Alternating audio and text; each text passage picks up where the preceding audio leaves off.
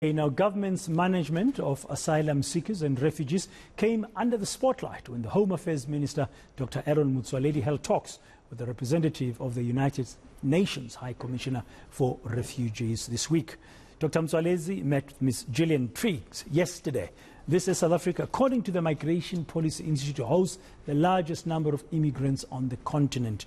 Dr. Motsoaledi joining us now to tell us more about the outcomes of this high-level bilateral meeting. Dr. Motsoaledi, good afternoon. Thank you very much for your time, Minister. Well, I see from your statement this was long overdue. And very briefly, as we start, did this meeting achieve what you hoped it would?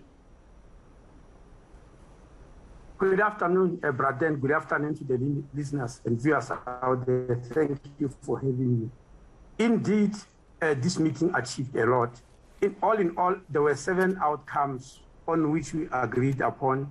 But to save time, I'll mention only what I regard as 4 of the most important ones. The first one being the issue of statelessness. I'm starting with it, Braden, because you'll remember that a few weeks back in December, there were some NGOs and human rights groups who clubbed together to march against the Department of Home Affairs, demanding that we issue birth certificate to children of non-South Africans, children of non-South African parents, but who were born here. And they were claiming that if we don't give them those birth certificates, which eventually means they are given citizenship just because they are born here, then we are rendering them stateless. This matter was discussed with United Nations yesterday, and this is the outcome. If I read it for you, it says United Nations High Commissioner for Refugees agrees that South Africa is not obliged to grant citizenship to every child born in South Africa territory to a non-South African parent unless there is indication that it will lead to statelessness in line with the 1961 Convention on the Reduction of Statelessness. So this is an outcome on the issue of statelessness.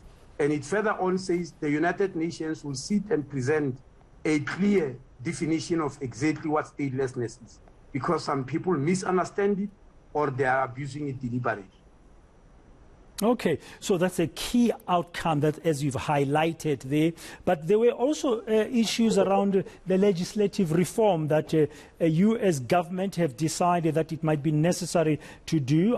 Your statement mentioning that you are reviewing as government the Refugee Act, the Citizenship Act and the Immigration Act for alignment and simplification purposes. Yes. This one, we're just informing United Nations and looking for their support. Indeed, they did. It's a decision we took on our own. That the Citizenship Act passed in 1995, the Refugee Act passed in 1998, the Immigration Act passed in 2002, need to be reviewed and realigned. And there are 2 things that are going to happen. We review them in line with our present realities, because they were passed some times back. The realities were different back then. And secondly, we have realized that the international trends are that you don't have a separate citizenship, refugee and immigration act. You put them as one, because making them separate has actually caused us a lot of problems, brother, especially in the courts of where sometimes you quote the Refugee Act, and when you arrive in court, the judge shows you that no, but the Immigration Act is saying something different. And we are talking about the same person here. So we want to eliminate such disparities. Yeah, and I guess it would help as well if you eliminate those disparities, how you deal with illegal migration, because most of the time people who seek asylum or running away from their countries for whatever reason as refugees, particularly political refugees, they don't have any documentation. They come to your country, they are seeking asylum. You have to establish it. I guess the better coordination and modernization of these acts can assist as well the government in dealing with illegal immigration. Well, if they are willing, Braden, while I agree that we need to align this act, and we have already told the United Nations they are supporting us, but the issue you are describing now doesn't happen that way. It is true that when you run away from your country, to come and ask asylum in the next country, you are guided by the United Nations Convention of 1951, which is very clear and unambiguous about how people qualify for asylum or for refugee. And when you arrive and you say so, we immediately give you documents right at the border, which we call a Section 23 permit, which lasts for 5 days. But then it says within 5 days you must arrive at the refugee reception center and announce yourself. On arrival, you are given a Section 22 permit, which allow you to be here for 3 to 5 years. The people who you are talking about who are illegal or undocumented, they don't do that. They don't come and announce themselves. They don't do anything. They just leak into the country and they hide, and nobody knows about it. And Home Affairs is blamed that, no, you are not documenting people. There's no way we can't document any person who comes and announce themselves because the law says so. So the people who you call illegal or undocumented, many of them clearly don't want to be documented. Okay, but when we come then finally, Minister, on this whole issue that you were discussing with the UNHCR about asylum seekers and refugees, there is a backlog in dealing with asylum claims. How far are you with your department in helping to move the asylum process in South Africa for refugees, legitimate refugees, faster and faster? Indeed, there's a backlog, Braden. And that backlog was developed in 2008 and 9, when a large number of people came to the country to ask for asylum, when the asylum framework is not designed for such a large number of people. Just to give you an example, in 1998, when the Refugee Act was enacted, 11,000 people came to South Africa to ask for asylum. And the figure keeps on growing, 18,000, 20. In 2006, it was 45,000. But in 2008, it was 207,000. While the system was shocked, the following year, another 227,000. So in 2 years, 400,000 people came, when our system was used to dealing with 16, maybe 20,000, or up to 40,000. So this is how the backlog developed.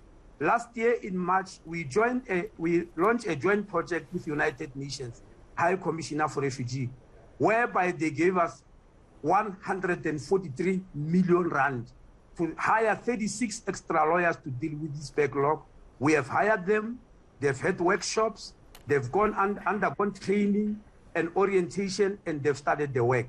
Now, yesterday we agreed that we must extend this program to what we call initial refugee status determination, because this program was only about those who are appealing, meaning it was a backlog of those who were rejected and they were appealing, and the appeal process got jammed. Why? Because many of them are not really refugees, they are economic migrants.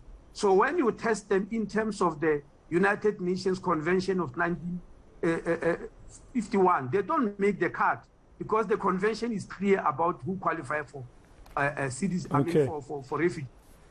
So when they are rejected, they all appeal, and the appeal process got clogged, and it is the one that the United Nations gave us money to help. Now, yesterday we agreed that we must extend it to those who are initially applying for their status to be determined. So will the UNHCR invest more in assisting you to deal with this matter? Yes, the agreement clearly says UNHCR will look into the funding and resources needed to ensure capacity development as the project expands. Yes, the answer is yes. Yeah. Now, Minister, in your view, are we as South Africa dealing appropriately with refugees in the context of the challenges of the pandemic currently, but also the historic ones? And I know you've made it clear that these are two separate processes, but also the economic migration challenges that the continent faces. Do you think the country is handling this matter of asylum seekers and refugees very well? Well, Braden, the problem is this. The United Nations Convention of 1951, as I kept on mentioning, is very clear and unambiguous. It says you can run for asylum in the next country if the following happens to you. One, if there is a natural disaster in your country, like volcanoes, earthquakes, fires, and all those things, you are allowed to run to another country without any documentation, and they are supposed to allow you in. Secondly, if there is war, I really don't have to define war. If there's war in your country, you can run. Thirdly, if you are persecuted as an individual or as a family for your political activities and beliefs, your traditional beliefs and practices, your religious practices, maybe in what you are preaching religiously in that country, and lastly, your sexual orientation. It says nothing about economic migration, which is a totally different thing. But when people come here, they say, I'm running away. They don't say I'm an economic migrant. They say I'm an asylum seeker, I'm running away from Zimbabwe, even Lesotho, and say I'm asking for asylum. Well, now, when they are gauged in terms of the United Nations Convention, they don't make the cuts and they are rejected, and it's as if we are not handling the well. No, Minister, you are very clear, and thank you very much for clarifying once again and for your time. And we'll keep on tracking, of course, the developments as you try to improve the whole system of handling asylum seekers and refugees and making that clear distinction between economic migration and illegal immigration and asylum seeking and refugee seeking.